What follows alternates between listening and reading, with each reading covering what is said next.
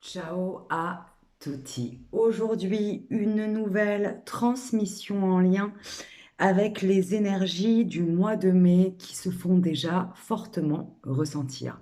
Ça fait plusieurs vidéos que je vous en parle, cette énergie particulière en lien avec l'ascension. C'est une énergie forcément très positive puisque l'ascension, ascensionner, se relever, avancer, monter, évoluer, c'est vraiment c'est l'énergie d'après-renaissance. C'est-à-dire qu'il y a une renaissance, une naissance, une redécouverte de soi. Et l'ascension, c'est l'étape d'après. Et comment dire, mais est en tout cas placé sous le signe de cette énergie ascensionnelle. Qui dit ascension dit qu'il va y avoir peut-être des moments plus et des moments un peu moins plus, moins peut-être, moins. Voilà. C'est comme l'ascension d'une montagne avec différentes étapes. Le premier message que j'ai à vous transmettre avant de tirer quelques cartes, c'est ce que j'entends, c'est euh, faites les étapes les unes après les autres. Voilà, vous avez un but, c'est-à-dire arriver en haut de la montagne. Si vous allez trop vite, vous allez dégringoler, vous essouffler, voire tout arrêter. Donc vraiment, on est déjà en mode préparation à ces énergies d'ascension pour mai. Je vais rentrer un peu plus dans les détails. En tout cas, un grand merci encore une fois à toutes les personnes qui me soutiennent, qui partagent, qui commentent, qui likent, qui me font leur retour. Et à toutes les personnes qui me font confiance en guidance privée et pour les soins énergétiques. Et ce, depuis le début. Ça fait quelques années déjà. Petite info pour ceux, waouh, ça saute. Pour ceux qui souhaitent une guidance privée, une canalisation privée, un soin énergétique, il reste très peu de place pour le mois de mai. Donc, merci de me contacter, soit en commentaire, soit via mon mail qui sera affiché sous cette vidéo. Voilà, c'est parti. Alors là, on est sur une énergie en lien avec l'instinct. L'instinct et l'intuition sont deux choses différentes. L'intuition, c'est beaucoup plus en lien avec, avec une énergie de paix, de paisibilité, de clarté. L'instinct, c'est plus en lien avec notre cerveau reptilien. Les deux sont totalement complémentaires, mais en tout cas, l'instinct, c'est plus quelque chose d'animal. Voilà. Et avec cette carte de l'instinct, j'entends que vous allez commencer à reconnaître, à regoûter à votre animalité, dans le bon sens du terme. Quand je parle d'animalité, je ne parle pas d'un instinct reptilien, d'un instinct de survie, d'un instinct de danger, de peur, d'un instinct d'agressivité. Je parle plutôt de l'instinct animal qui va vous emmener de manière très fluide, très facile, là où vous devez aller, qui va vous permettre d'éviter, de ne même pas vous confronter, j'entends, au danger ou à la peur.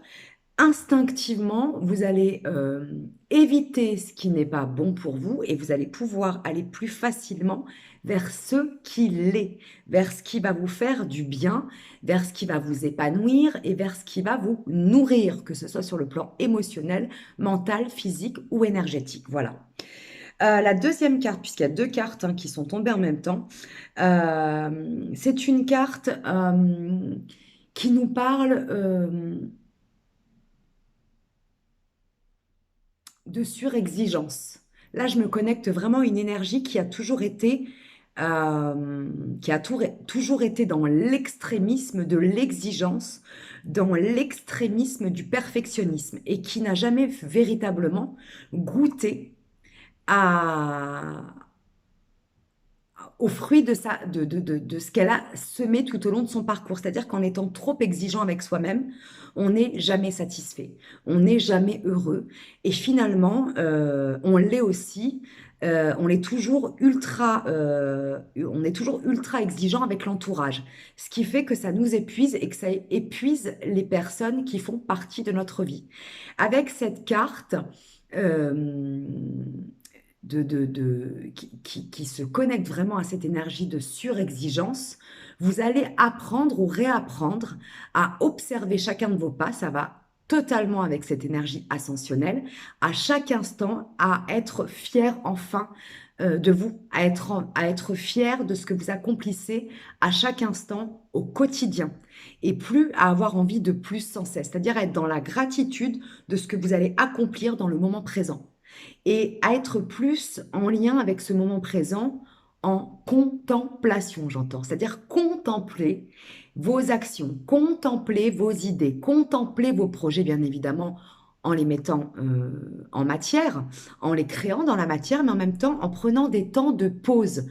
Vous allez être moins dans une course effrénée au mieux, en lien avec une concurrence avec les autres, qui finalement ne sert strictement à rien puisque vous êtes singulier, singulière, vous êtes unique.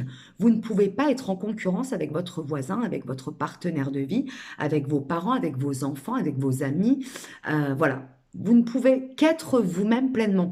Et cette énergie de surexigence va se détendre, j'entends, va se dissiper pour donner lieu à, euh, à une jouissance dans le moment présent. Vous allez vous rendre compte à quel point vous êtes juste parfait tel que vous êtes à chacun de vos pas. On continue. Et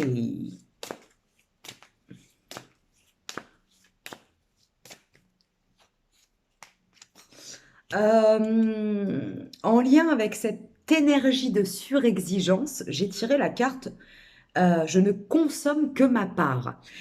Alors ça veut dire quoi, je ne consomme que ma part? Lorsque l'on est en déséquilibre avec cette énergie de ne consommer que sa part, il y a forcément deux extrêmes.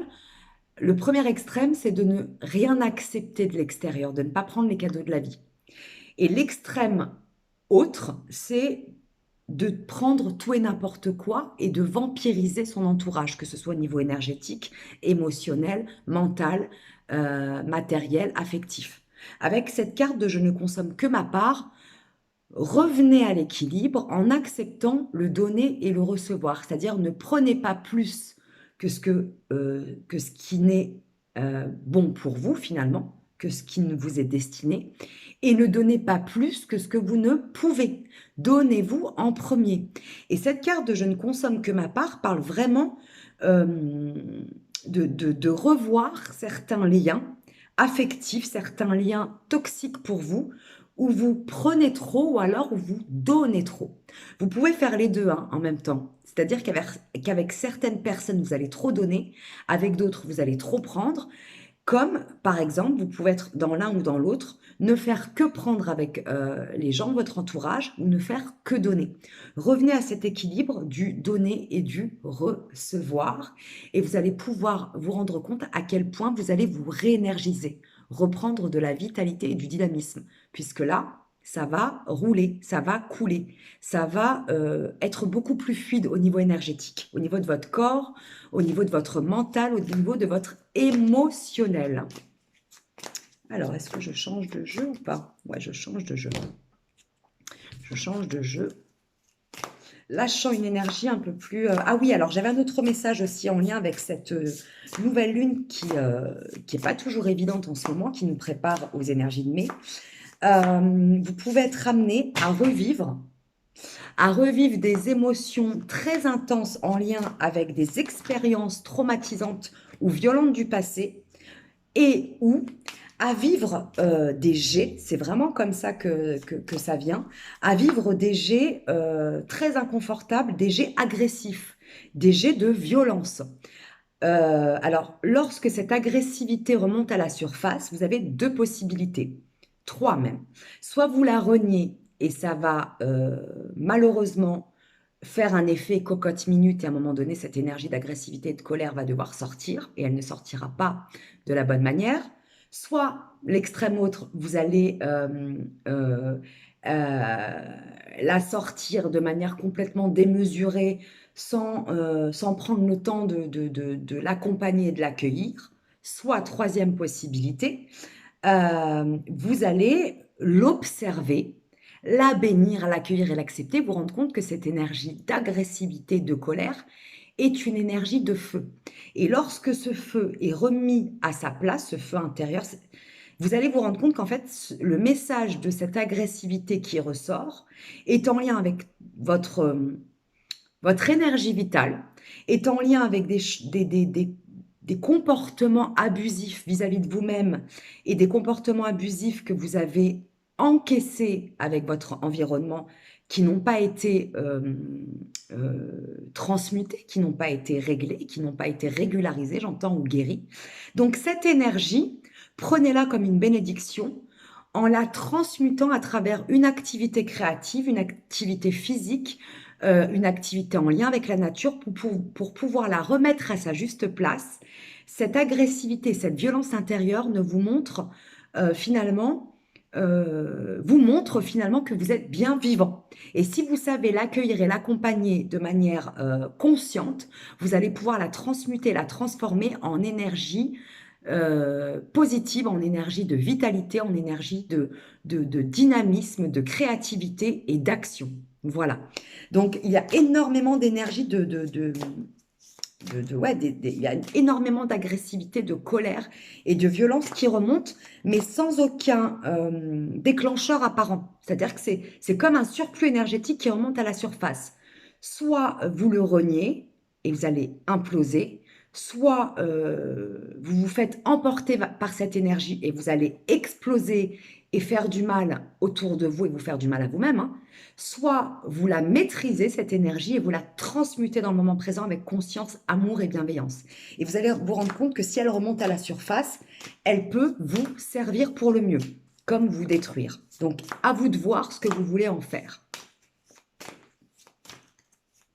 Et si ça implose ou si ça explose, j'entends pas de culpabilité et pas de colère. Ne vous mettez pas en colère contre vous-même, hein.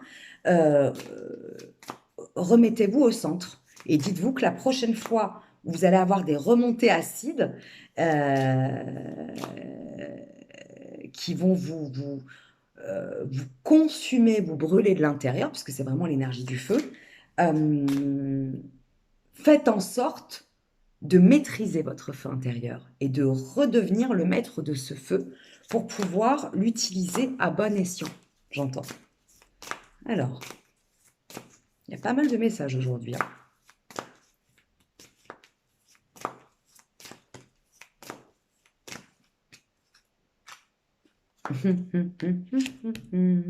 L'ombre et la lumière. L'ombre et la lumière. Il y a encore beaucoup de dualité chez certaines âmes, hein. Ce sont les montagnes russes. Vous passez par des moments très obscurs. Vous avez l'impression que rien ne va plus. Vous avez l'impression que vous faites les mauvais choix. Vous avez l'impression que vous ne prenez pas les bonnes décisions. Et vous passez dans la même journée, j'entends parfois à des moments de clarté intense, de joie intense, voire d'euphorie, où vous vous dites que tout va bien, vous vous dites euh, que votre chemin est le bon chemin, vous faites entièrement confiance, votre estime est bien en place, vous vous sentez au top. Comment faire pour arrêter en fait de faire le yo-yo, parce que c'est très épuisant au niveau énergétique, hein, d'être un coup à droite, un coup à gauche, j'entends, dans les deux extrêmes. Dites-vous que quand vous touchez l'ombre, connectez-vous plus à cette énergie de lumière, et quand vous touchez la lumière trop dans l'euphorie, trop, j'entends, dans la dispersion, euh, connectez-vous à plus d'humilité. Voilà, c'est-à-dire que d'un côté, quand vous êtes dans l'ombre, connectez-vous plus à de la bienveillance vis-à-vis de vous-même, et quand vous êtes trop dans l'euphorie, dans une lumière euphorique qui vous descend trop aussi, connectez-vous plus à de l'humilité. Rien ne dure. Par contre, l'équilibre, lui, peut être constant, peut être nourri, et peut être, avec de la discipline, de la conscience et de la maîtrise, peut être pérenne. Voilà, revenez au centre. Revenez au centre. J'entends vraiment des personnes qui sont dispersées entre deux mondes parallèles. Et nous sommes ombre et lumière, hein, puisque nous sommes des êtres humains. Donc les deux font partie de nous intégrantes. Accepter l'ombre, c'est accepter sa lumière. Accepter sa lumière, c'est accepter son ombre, hein. Mais faire le yo-yo entre les deux, quelque part, c'est se couper de soi-même, c'est se disperser, c'est ne pas être en clarté, c'est être complètement dans la brume, dans le flou. Pour sortir de ce flou, euh, il est important, à chaque fois que vous passez d'un côté ou d'un autre, de revenir le plus possible au centre. Voilà, de revenir le plus possible. Et j'entends des âmes à qui on a longtemps fait croire qu'elles étaient folles, qu'elles étaient différentes, qu'elles étaient dans l'erreur, qu'elles étaient trop perchées. J'ai envie de vous dire aujourd'hui, j'ai envie de te dire aujourd'hui, tu es tout simplement éveillé, tu es tout simplement un être sensible, tu es tout simplement un être lumineux. Et en fait, on est aujourd'hui dans une société qui devient de plus en plus malade, puisque la norme aujourd'hui, c'est le narcissisme, c'est l'égocentrisme, c'est la compétitivité, c'est le pouvoir, ce sont les relations de soumission et de domination. Non, tu es totalement normal. Continue à cultiver ta sensibilité, continue à cultiver ton empathie, continue à cultiver ton sixième, septième, 18e sens, continue à cultiver ton intuition et ton instinct, continue à cultiver ta sensualité, tes sensations corporelles. Par contre, apprends à te protéger. Et je vais bientôt faire des vidéos thématiques en lien avec l'hypersensibilité.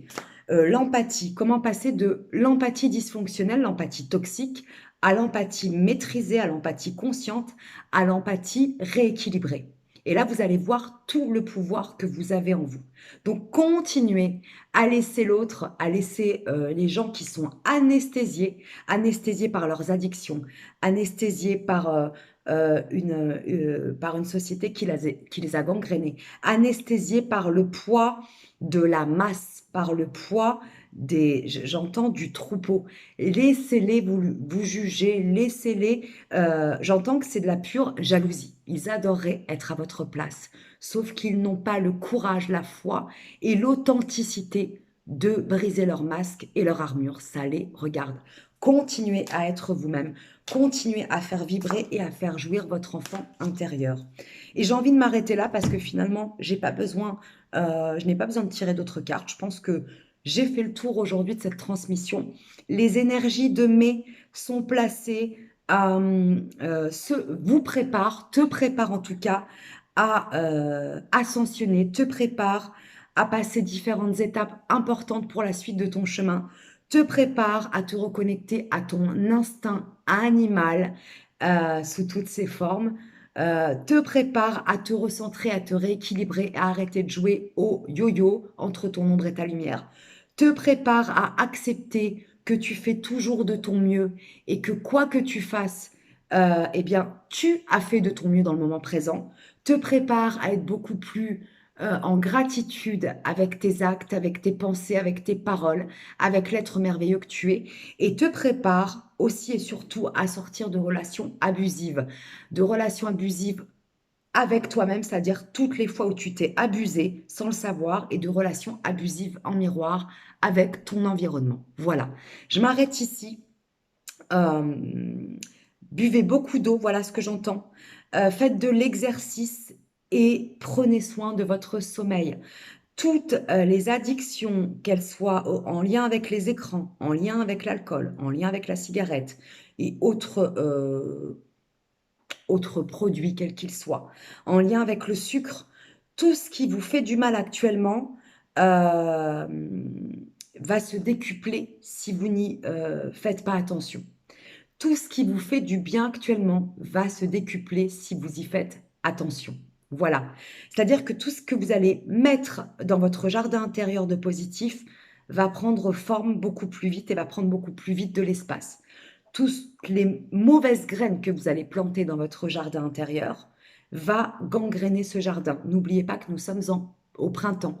Énergie de renaissance. Préparez votre terreau, préparez votre terrain, préparez votre jardin intérieur pour pouvoir ascensionner au mieux en mai.